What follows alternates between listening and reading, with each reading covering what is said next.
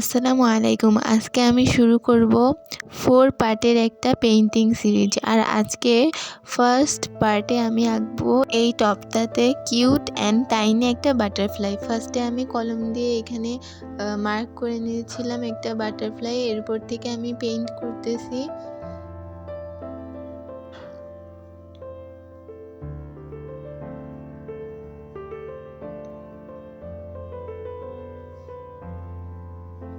ফার্স্টে তো আমি ভাবছিলাম যে মনে হয় হবে না, এখন দেখছি যে না, ভালোই লাগতেছে।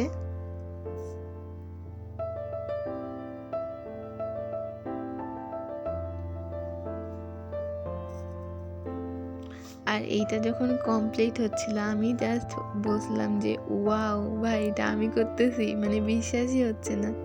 আর অনেক অ্যাস্থেটিকও লাগতেছিল।